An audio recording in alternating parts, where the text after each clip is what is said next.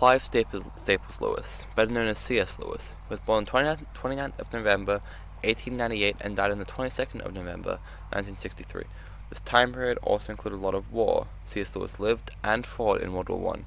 He then studied and did well at Oxford, became a fellow and tutor of Magdalen College in 1925, staying until 1954 and then became a professor of medieval and Renaissance English at the University of Cambridge until he died at 64 years old.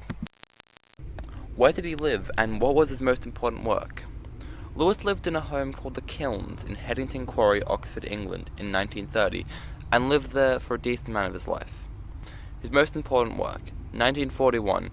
May 2nd, 1941 onwards, The Guardian, which was a religious British newspaper that has now vanished, published 31 of his Screwtape letters, one every week. These followed the story of a demon called Screwtape writing letters to a younger demon called Wormwood, trying to tell him how to guide a man to our Father below, which was Satan. Teaches about how the devil will try to stray people away from God. Lewis gave the money he received from this to charity.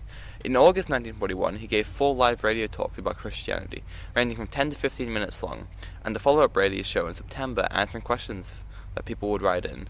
These talks were called Right and Wrong. 1942.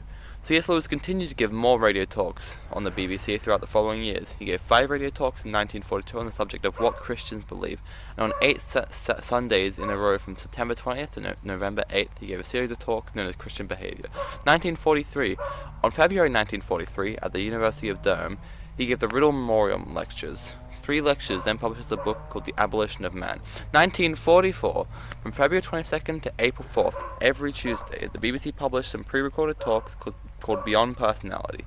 After these talks were broadcast, all of Lewis's talks were then converted and published into a book called Mere Christianity, exploring many different aspects and covering the basic foundations of being a Christian. From November 10th to April 14th, 1915, The Guardian published weekly issues of another of Lewis's writing, The Great Divorce, a series-plus novel about a Christian's perspective of heaven and hell, then collated into a full novel and published as one book. In 1950, Lewis published his undoubtedly most famous book, The Lion, the Witch, and the Wardrobe. What were his main Christian beliefs and values? In Lewis's writings, he tries his best not to out or be biased towards any one denomination or another, rather talking about Christianity as a whole. This does not mean that Lewis was not part of any specific denomination, as Lewis was part of the Church of England, which, much to his friend Tolkien's dismay, follows Anglican teachings and not Catholic. Lewis preferred to look at Christianity in a more rational and logical sense, and not based purely on emotions. How did these beliefs and values shape his life and work? Although Lewis's actual profession and job was first tutoring at Magdalen College and then later teaching English at Cambridge, he was mainly known for his multiple wartime broadcasts and novels. Every radio show he was ever on was about defending Christianity and what it's for, and almost every book was about being a Christian. Even his most famous one, The Lion, the Witch, and the Wardrobe, is referencing Christianity, although not directly. He did have some books, such as Out of the Silent Planet, which are pure fiction. What place did C.S. Lewis understand of being forgiven and forgiving play in his life? C.S. Lewis had a great understanding of how forgiveness plays in the Christian worldview. In his Narnia series, you have a character called Edmund, who in the first book gets tempted to betray his family for Turkish delight, and in the end gets forgiven and ends up being a decent person. He doesn't have any major forgiveness stories in Lewis's own life, but he understood the concept of it pretty well. So how did Lewis achieve what he did?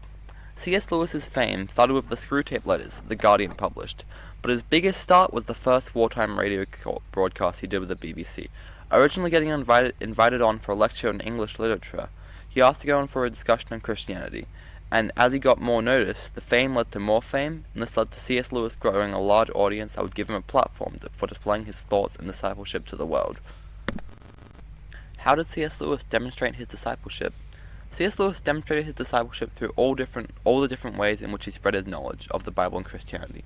He demonstrated his discipleship by doing exactly what disciples should do, which is spreading the word of God around to the people around him. So why did C.S. Lewis do what he did? C.S. Lewis did what he did due to the fact that he genuinely believed that being Christian was a good thing, and the fact that he was a good disciple. He knew the Bible and wanted everyone else to know the good news that he did himself. Interesting facts. Lewis was confident in stage, but shy in real life.